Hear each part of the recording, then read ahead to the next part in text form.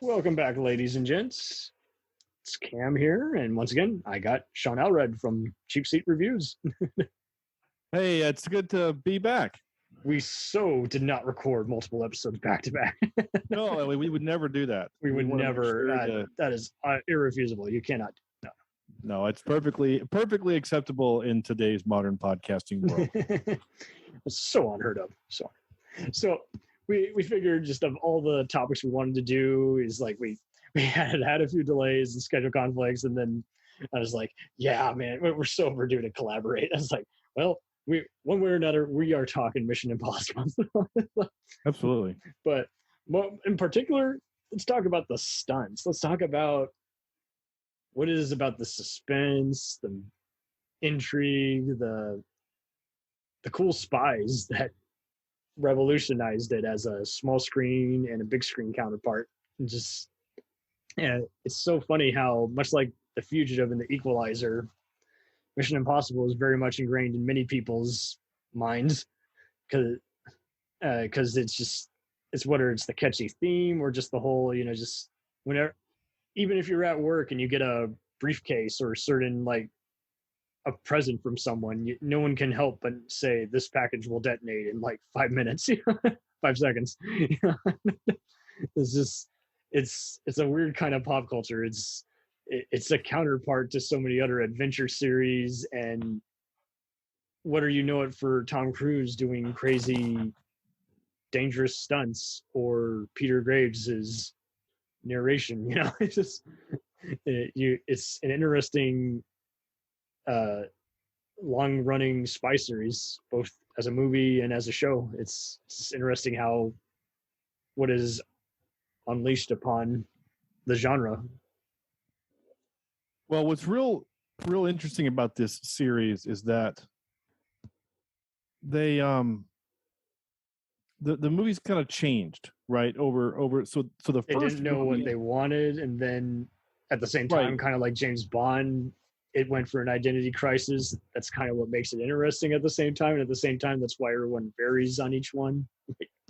Well, so the first one Brian De Palma directed, and it was, they were trying to be as close to the TV show as possible, right? We're going to have some interesting Very tech, suspenseful, and there's going to be very suspenseful, and we're going to use characters, from the show that people will recognize, and Jim Phelps is going to be evil. That's the main twist.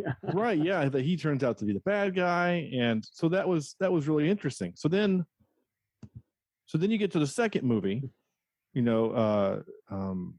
James John Woo directed the second one, and it was not as loved as many, and a lot of people thought that was going to kind of be the end of the franchise. And then J.J. Abrams, fresh off of Alias and Lost, comes out and just knocks it out of the park with the third one. And I think the third one is where we kind of get a little bit of the movie kind of gets more of the action and a little bit less of just the suspense thriller. Yeah, basically, he took every other scene in True Lies. It's like, I'm married and I'm living a life as a spy, I got a fiance and I'm living a life as a spy, and there's going to be a giant bridge sequence. And he hired Vic Armstrong from the Indiana Jones movies to do basically all the action direction and stunt coordination. And it is kind of wild what kind of a cast they went with. Like, they went with Kerry Russell and Bridget Moynihan, and originally they were going to go with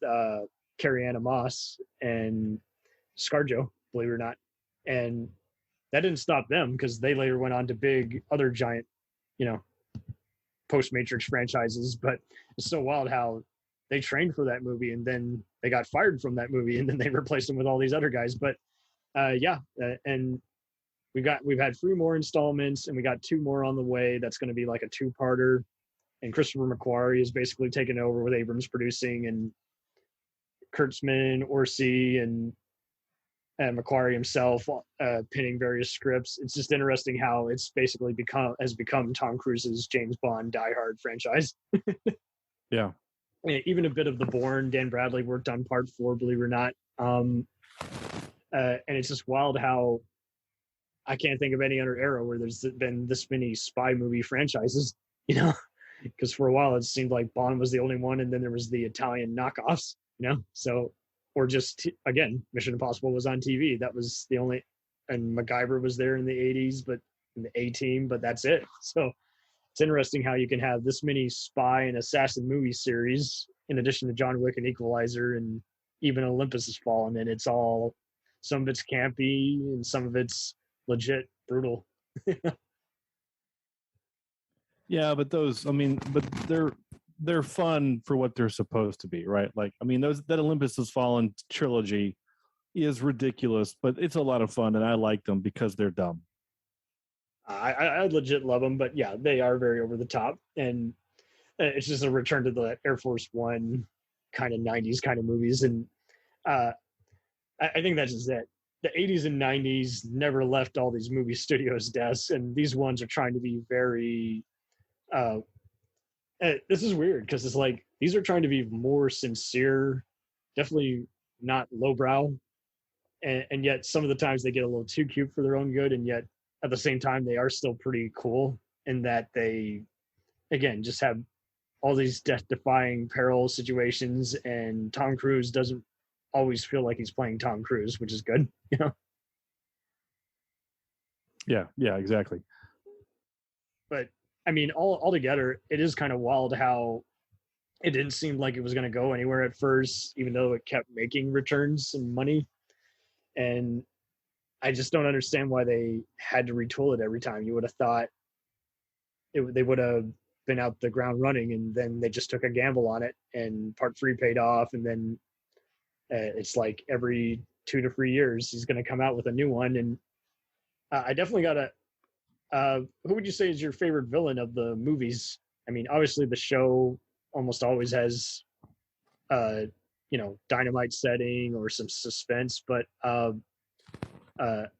every other episode. But what would you say is your favorite action scene of the whole franchise, and who is your favorite villain? Because I really I got to go with the motorcycle chase in Rogue Nation, and I really love that Irish kind of villain that they got in those last 2 movies.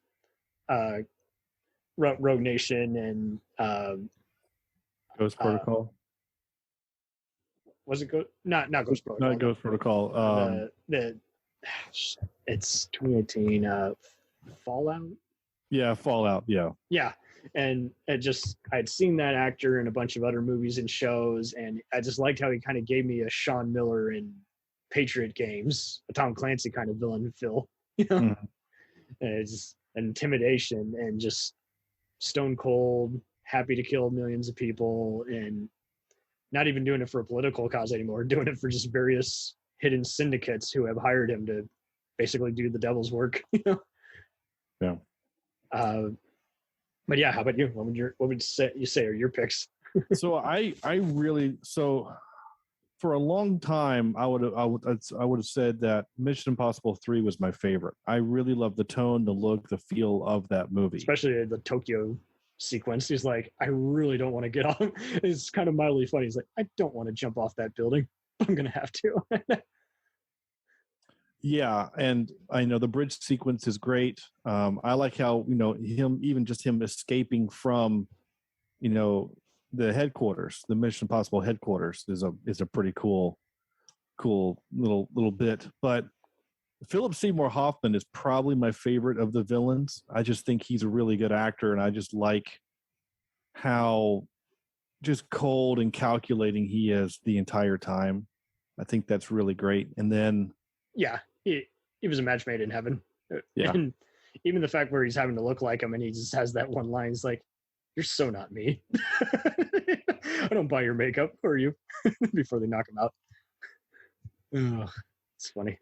And then, but my favorite just kind of action scene has to be the bathroom fight scene in Fallout. With and Henry Cavill. And that was wild because, here we got freaking Superman, and here he is kind of almost, did he kind of remind you of kind of 006 and GoldenEye kind of?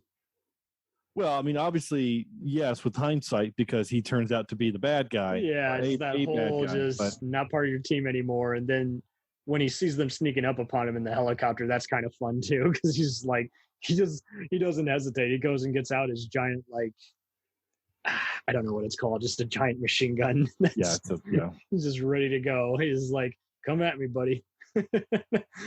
I knew you weren't going to stay back. I thought I injured your legs enough or whatever. uh, again, the series does get over the top, and you just got to suspend belief with the helicopter in part one and the bomb defusing and this last one where they're doing the mountain fight. But that is also kind of the fun, is the over the topness of this. Ethan Hunt is practically, he's like an everyday Rambo, I guess, if that makes sense. He doesn't have any military background. He's just very physically agile and used to danger. Right. And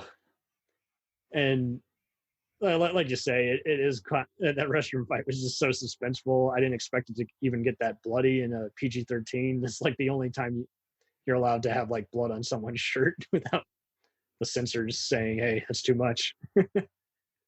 Yeah, well, PG-13, you can get pretty.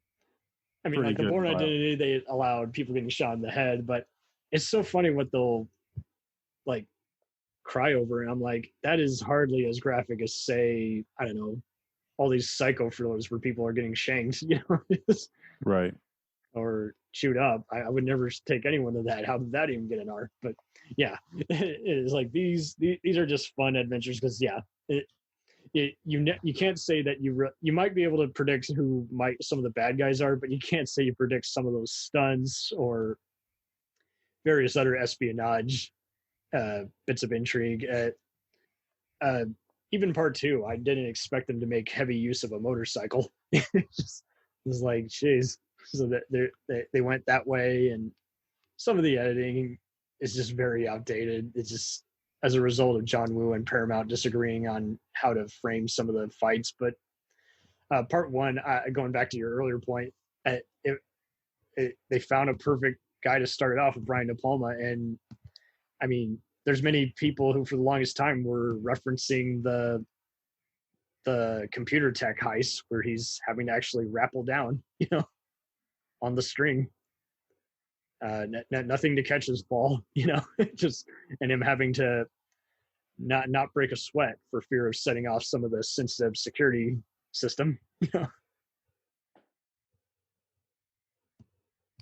Yeah, no, that first one, yeah, I mean that first movie gave us so many fun, kind of not memes, but basically memes with that, him falling down and having to stay 6 inches off the floor or whatever and catch the bead of sweat. I mean, that gave us so many rip-offs and stuff. It was a fun scene though, but yeah, that first movie and the second one a little bit was more about the suspense. It did kind of feel like the third and on, it was more about the stunt. It even feels like an episode at times with the way that, the Edge's music score is going.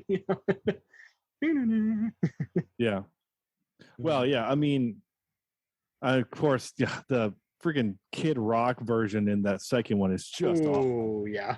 And don't get me started on the Biscuit, where you're just like, yep, this is the kind of fresh hell we were in at the time, guys. Sorry. Oh, yeah, maybe it was Limp Bizkit, not Kid Rock. I can't remember. Anyway, either way, wrong sauce. I get it. It's bad. Oh, man. Yeah. And it is a shame, though, because there's actually a decent like Metallica song, but at the same time, you're like, why is this in here other than that someone wanted some hard rock on the soundtrack? Because you listen to the rest of the soundtrack, it has nothing at all to do with Mission Impossible. Yeah, well, yeah. Exactly. Altogether, what would you like to see the character Ethan Hunt do? Ultimately, I want him to die in the last. That's the rumor. And see, we were joking about Jeremy Renner in the Bourne series. That's why I like him, because we actually get to see what he can do as an actor and as an action star. And a recurring joke in Avengers is, obviously, popular film franchise, lots of hits, some misses, and we people will often joke that Hawkeye doesn't really get to do much, and my pals felt like he didn't get to do as much in Mission Impossible, but yet I feel like he gets to do a little bit more in Rogue Nation. Like he's calling some of the shots and seeing what the team is doing. But that was the rumor for a while, is that they were going to hand it off to him. And I don't know. I feel like that's how it should end. Like if Ethan Hunt dies, that's the whole saga ends. But I really wish they could bring Maggie Q back from part 3. She had such a great fight scene that also got deleted, and I was like, why the hell did you not include that in the scene? It's only like 5 minutes, and it's excellent. Interesting.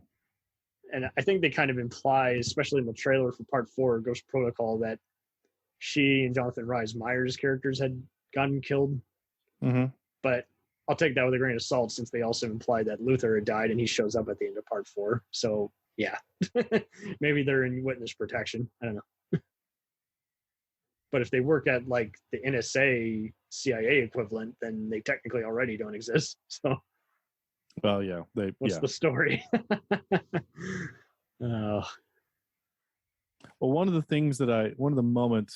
single moments that I love so much in the series was so that I really liked that when we introduce Ethan's girlfriend, then wife, in the third movie. You just said her name and I forgot the character's name or the actress name. The actress' name was Maggie Q, but she was the no, not Maggie Q. The Bridget Moynihan. Yes, thank you. Sorry. So they introduce her. Then she's basically just teased in the fourth movie, right? It's kind of he's watching her from afar, and she looks over his shoulder, and he's like gone. Or he, right. Yeah, it's just a subplot that's there to kind of give Jeremy Renner some motivation, right? And then she's not at all in the fifth movie at all. She's not in Rogue Nation at all, or whatever it's called. And then you get into Fallout, and she's there, and it's completely out of nowhere. And the look that she gives when he walks in, and they have this moment of, oh, the stakes have just gone up, because it's not just the fact that I have to save these people. I now have to save my ex-wife, and it's a woman that I still love. And when she sees Luther and the gang, Simon Pegg and whatever, she then realizes she's in some stuff, like things are about to get bad. Like that single moment is one of the coolest single moments in the entire franchise. Mm-hmm. Is this moment. And then when she shows up to Luther to help him deactivate the nuke, he's like, you need to go. And she's like, where am I going to go? And he says, go be with your husband. That's what I liked, because in the fifth one, there was one mishap where they're like, Luther, go take the guy down at the airport. It's like, Luther, not to be rude, but he's not going to catch him. It's just, right. It's not happening. And he kind of shrugs it off and kind of jokes about it, but he's just like, yeah, no, come on. You guys can do better than that. I especially even applaud them in Rogue Nation when they're at the Indian factory and he's got to like hold his breath abnormally long. Yeah, that was a cool thing. Over the top, but it's just so much fun. It's just because of how it's framed and shot. And again, it's just like it does the impossible, unlike other movies. Like, I don't mean to be rude, and good on you for anyone who likes them, but when I watch something like Fast and Furious, I just tune out, because I just know that nothing on screen is really going to matter. It's all going to be fine at the end of the day. I just get bored. And with something like this, it's kind of been fun seeing how there's even at times in the trailers where they're kind of almost, I don't want to say dissing, but kind of acknowledging a rivalry with other giant franchises. It's like, see what we did there? We got fancy logo that's kind of similar to this. We got, again, so-and-so did their own stunts. Daniel Craig's crying about doing his own stunts in James Bond. Well, Tom Cruise just did 500 different new stunts. And, Fast and Furious has cars. Oh, we got a dozen different kinds of cars. Look at the one giant Morocco chase. You can just tell that Simon Pegg's look on his face is absolutely real. Without a doubt. He's like, what? Oh, and yeah, the Expendables is a team. Guess what? We always got our giant team here. And I do like Rebecca Hall's character. I do hope that they keep her. Oh, Rebecca Ferguson? Ferguson, yes, my bad.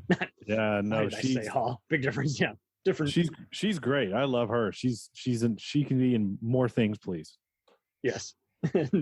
And that was actually a good way to set it up, because there's just so many other times where it's like everyone works for the same agency. I like how she's like an MI6 agent. She's like, well, I guess we're working together. because one way or the other, whoever gets the credit, we're taking down this person, and we can't afford to. Both our teams have been wiped out, and we're the last people left. So yeah, we need to work together.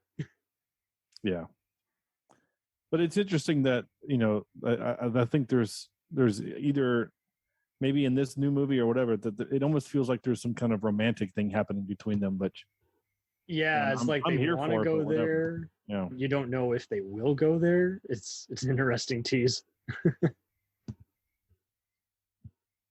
But it's not even yet to the will they or won't they. It's more kind of like, well, should we?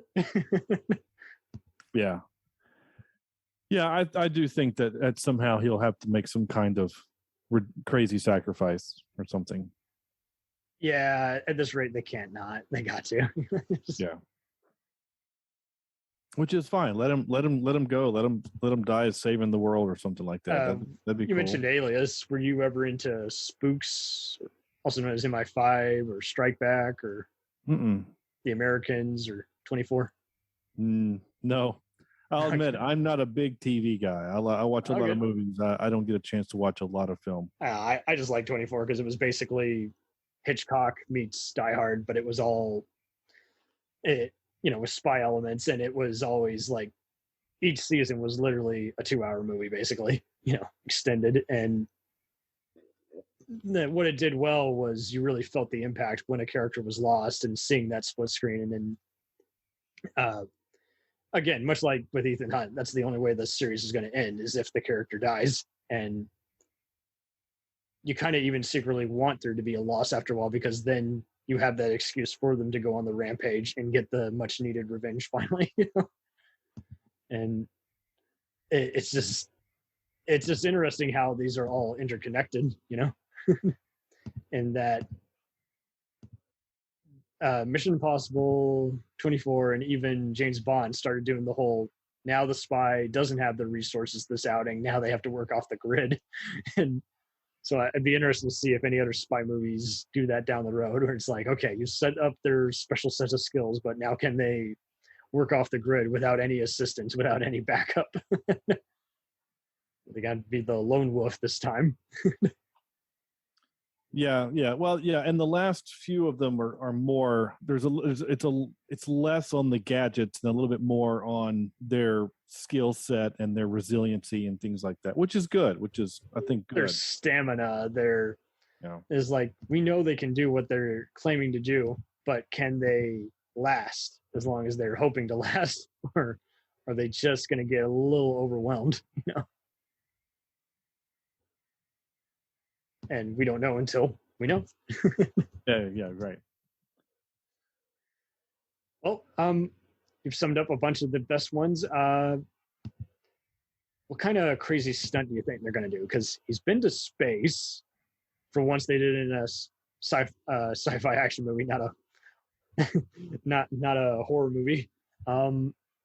He's been off the side of a plane. He's done motorcycle stunts. He's done car stunts. He's done other sorts of things. I'm just trying to think of what they haven't done that they could do.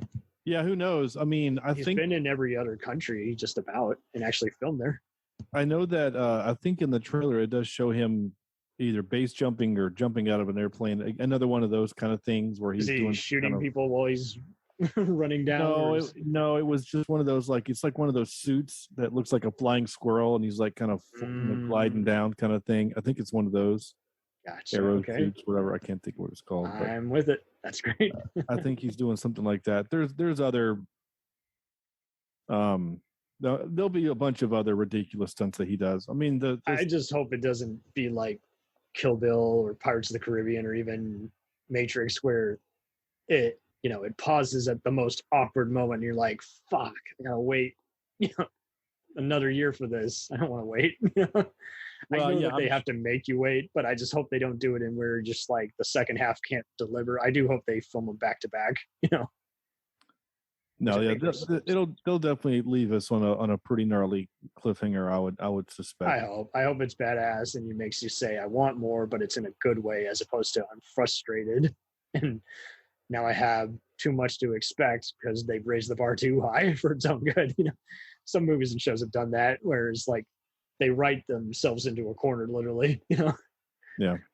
And it's not good because, sometimes brilliant stuff happens by accident, and you want to give them, the benefit of the doubt because we can't do their job, but we know it can.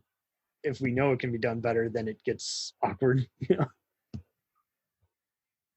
But yeah, hopefully they pull it off, and hopefully it's a good time. I'm sure it will be. I think it'll be. I'm looking forward to it. I really am. Yeah, and I mean, it's also just a rare case of where it's a premise-driven franchise. Because the rest of the time, it's often about the stars, Mm-hmm. I can't think of really any other franchise that we've talked about where it's like it's all really is based on just, the idea. Maybe The Purge, but that's a different kind of movie. It's like I'm just trying to think of any other one where it's people are going to show up just by the name alone. Maybe Star Wars, but again, Yeah. Well, that's definitely yeah. Well, thank you so much, Shawn, for being on here. Do you have any other stuff that you would like to promote? Oh, just CheapSeatReviews.libsyn.com is the website. Go there. You can check out all 400 other episodes that we've done. Okay, perfect. And you have anything that you'd like to tease a bit? No, well, I mean, we just did episode 400, which was it was a big trivia battle of the Cheap Seat Reviews All-Stars, where we had it was supposed to be 11, ended up being 9 former guests come on to compete in a trivia game. You guys really do know your stuff. It is fun just seeing who's gonna get it, Right. So we had a good time. It was a lot of fun. So go check that one out, episode 400. But otherwise, we're reviewing films. Each week we review a movie that's streaming. And the I don't know when this will air, but the next movie that we're going to be reviewing is the 80s Total Recall. We're going to be reviewing Total Recall. Yeah. So it'll be a lot of fun. Well, excellent. And I hope, again, it's you're getting, I think, a pretty big sizable audience on Twitter. So I hope it continues, Yes, thank you. It's Cheap Seat. It's not easy, and to keep it going and everything, and I'm in my 3rd year, and it took me a while to get going to where I was like, okay, whatever happens, this is where I'm going. This is my crew. This is who we answer to and how we schedule things. And I've been so blessed to have met all these other incredible people from around the world and have them give their 2 cents. And just the whole, again, collaboration alone is just so worth it. And so, again, you be safe out there. And thank you for having me on. This was a blast. Thank you. Absolutely. And hopefully the new Mission Impossible doesn't deal with viruses. That would be too real. I don't think it will. It's not fun anymore. Not on movies. Nope. Well, keep kicking ass and be safe. Thank you.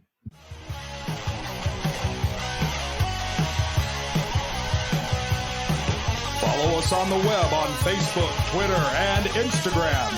The podcast is available on Podbean, Spotify, iHeartRadio, Anchor, Apple, and anywhere else podcasts are available. Feel free to review our show and leave comments on any of those sites. Thanks a million for listening. It's a jacked up